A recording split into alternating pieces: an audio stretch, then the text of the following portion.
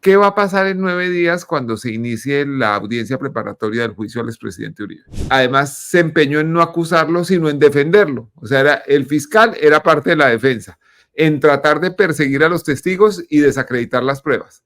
Las dilaciones de la Fiscalía de Barbosa han estado acompañadas de recursos de la defensa para demorar. El reporte, coronel. Bueno, muchas gracias a todos por estar en el reporte, coronel. Ustedes saben, este espacio lo construyen ustedes. Gracias a ustedes y a su atención podemos tener un lugar donde comentemos acerca de las noticias, presentemos investigaciones, compartamos puntos de vista. El 6 de septiembre, ya en 9 días, va a empezar finalmente la audiencia preparatoria del juicio al expresidente Álvaro Uribe por presuntamente haber cometido los delitos de soborno, fraude procesal y soborno en actuación penal. Tales conductas establecen penas entre 6 y 12 años de prisión. Hace 4 años, en agosto, en este mismo mes del año 2020, la Sala de Instrucción de la Corte Suprema de Justicia ordenó la captura y detención domiciliaria del expresidente. El domicilio, la casa que le dieron por cárcel, era la hacienda del Ubérrimo, una extensa propiedad de 1.300 hectáreas. No importa pues las condiciones, él se mostró como mártir y a los magistrados que habían ordenado su cómoda detención, él los señaló como secuestradores, a pesar de que habían justificado la medida en un documento de más de 1.300 páginas que trae línea por línea las razones. Desde ese momento, la principal estrategia de su defensa ha sido la dilación. En eso han estado acompañados en buena parte del camino por la fiscalía que regentaba hasta hace poco el señor Francisco Barbosa. Uribe renunció al Senado para ponerse en esas cómodas manos, en esa fiscalía de Francisco Barbosa. El primer fiscal encargado de investigarlo fue el entonces coordinador de fiscales delegados ante la Corte, Gabriel Ramón Jaimes, un personaje bastante particular que además se empeñó en no acusarlo, sino en defenderlo. O sea, el fiscal era parte de la defensa, en tratar de perseguir a los testigos y desacreditar las pruebas. Gabriel Ramón Jaimes hizo un papelón en el proceso y la señora jueza Carmen Elena Ortiz rechazó su pretensión. A Jaimes le fue mal en el foro, pero bien en la vida. Su esposa, Rubí Cecilia Durán Maldonado, fue nombrada directora nacional de Recursos y Acciones Judiciales de la Defensoría del Pueblo por el defensor uribista Carlos Camargo. Ella sigue hoy en el cargo, a pesar de que su nominador ya se fue para la Universidad Sergio Arboleda. Otro fiscal risible que lo reemplazó en ese intento fue Javier Fernando Cárdenas, que se tomó otros meses para volver a pedir la preclusión. Cuando la jueza Laura Barrera volvió a negar esa petición de preclusión, el caso volvió a la fiscalía y estuvo otros meses dormido en el escritorio de un fiscal que se llama Andrés Palencia, quien ni siquiera llegó a ejercer. Renunció la víspera de tener que pronunciarse argumentando razones personales. Luego le dieron el caso a un fiscal que se llamaba Víctor Salcedo, a quien pusimos en evidencia aquí en el reporte porque se había pronunciado públicamente sobre el caso. Gracias a esa denuncia tuvo que renunciar, pero los meses igual pasaron. Las dilaciones de la Fiscalía de Barbosa han estado acompañadas de recursos de la defensa para demorar y demorar. En el Tribunal Superior de Bogotá, en la Corte Suprema de Justicia, en la Corte Constitucional, la defensa ha perdido sus recursos. Bueno, los ha perdido relativamente, porque la verdad es que la estrategia de dilatar ha permitido que el caso se acerque a la prescripción de la acción penal. Hoy parece casi imposible que en octubre del año entrante haya una sentencia de segunda instancia. Si no la hay, el caso morirá y el expresidente Uribe quedará amparado por la prescripción. A esta hora saludamos al abogado Miguel Ángel del Río, representante de las víctimas en el proceso. ¿Cómo está, doctor del Río? Daniel, un saludo especial para usted y para todos los televidentes. Muchas gracias por la invitación, como siempre. Doctor, ¿qué va a pasar en 9 días cuando se inicie la audiencia preparatoria del juicio al expresidente Uribe? Se viene un debate muy fuerte, Daniel.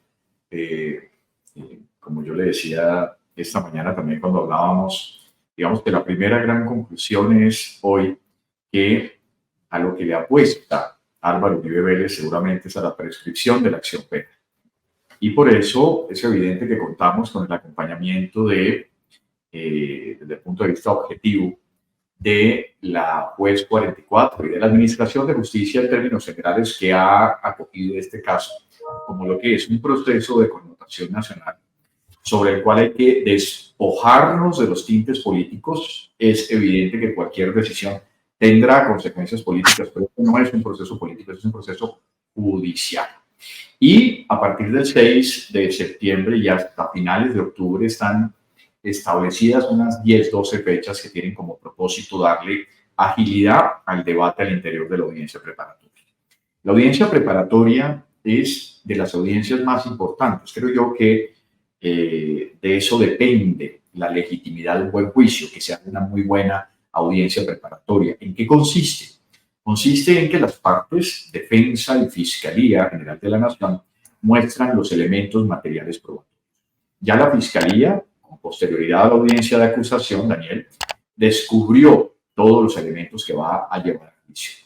En la preparatoria, finalmente será la defensa la que descubra cuáles serán los elementos materiales probatorios. Se debatirá entonces, a través de eso, si sobre alguno de esos elementos materiales probatorios habrá inadmisión, exclusión, rechazo, y cada parte establecerá por qué cada prueba, bien sea testimonial, documental, pericial, tiene el valor suasorio o el poder o la pertinencia y conducencia, como se advierte en términos legales, para ir a juicio.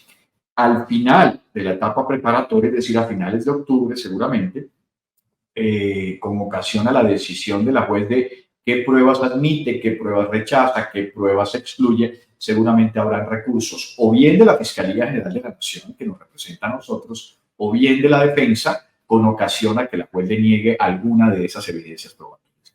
Y será nuevamente el Tribunal Superior el que tome una determinación con relación ya a un tema mucho más técnico que el anterior, el que acaba de resolver el de la nulidad. Ese es un tema mucho más técnico y se tomará seguramente el tribunal un tiempo importante en resolverlo. Eso es a lo que nos enfrentamos a partir del próximo 6. Si el tribunal se toma ese tiempo, doctor Del Río, que usted dice que probablemente llegará porque si invalida unas pruebas, como seguramente lo pedirá otra vez la defensa del doctor Uribe, pues eso irá en apelación al tribunal y se tomará unos meses. ¿Cuándo estamos hablando de empezar el juicio propiamente dicho? Yo pienso que el juicio lo debemos estar empezando, Daniel, el próximo año, a finales de enero o principios de febrero. Eso quiere decir que va a empezar a 9 meses de que se active fatalmente la fecha de prescripción. ¿Cuál es, doctor Del Río? 17 de octubre del año 2025. Es decir, que si arrancáramos en febrero estaríamos ya muy cerca precisamente de la prescripción de la acción penal. Un juicio en Colombia sabemos cómo funciona. Sin embargo, yo le repito, yo creo mucho en la rigurosidad de esta juez y esta juez ha advertido, Daniel, que el proceso no prescribirá en su despacho. No estamos diciendo que condene, estamos diciendo que tome una determinación. Es decir, puede ocurrir o se puede dar la absolución, puede darse también la condena. Pero recordemos que la prescripción incluye la segunda instancia. Es decir, puede haber una absolución o puede haber una condena en primera instancia y será finalmente el tribunal el que defina. Y hacia allá se extienden también los elementos de la prescripción. Doctor Del Río, ¿cómo estamos? ¿Usted cree que hay tiempo para que en octubre del año entrante estuviera condenado en 2 instancias el expresidente Álvaro Uribe? Yo pienso que si por fortuna el proceso llegó donde está juez, que no ha perdido un solo día en establecer. Recordemos además que finalmente el tema de la nulidad, y usted lo recordará, Daniel, se terminó dando porque ella rechazó de plano la solicitud inicial, estableciendo que lo que ella veía era una maniobra dilatoria por parte de la defensa al argumentar esa solicitud. Y ella entonces rechaza de plano y esa eventualidad terminó ocasionando finalmente la eventualidad de que interponen el recurso de queja, devuelven el proceso, finalmente permiten que se argumente la solicitud de nulidad. Entonces, ella es muy rigurosa. Ayer mismo teníamos la decisión de segunda instancia, en la tarde estaba estableciendo unas fechas que evidentemente ya arrancan la semana de más arriba. Entonces, yo pienso que si tenemos a esta juez que nos da garantías de celeridad en el proceso, si el tribunal entiende la dimensión de lo que estamos enfrentando, yo pienso que podríamos tener una decisión en primera instancia antes de esa fecha. No sé porque nos podría coger la prescripción en la segunda instancia, pero yo pienso que esta juez seguramente toma una determinación antes de la prescripción y seguramente entonces caerán todas las presiones sobre el tribunal para que confirme, para que revoque la decisión que haya tomado la primera instancia, cualquiera que ella sea. Doctor del Río, ¿hay alguna manera de evitar la prescripción? En el trámite procesal interno no lo hay. Recordemos que, y también lo hemos advertido, que la prescripción es una especie de castigo que se le impone al Estado por no juzgar a un ciudadano en el plazo razonable. Y entonces la gran inquietud es, pero bueno, pero es que aquí han sido, el señor renunció a su fuero, el señor demoró la actuación, 2 solicitudes de preclusión. Claro, aquí han actuado todos de una manera directa. La Fiscalía tiene una gran responsabilidad. Daniel, ¿cuánto nos demoramos en las 2 solicitudes de preclusión? Nos demoramos 2 años y medio.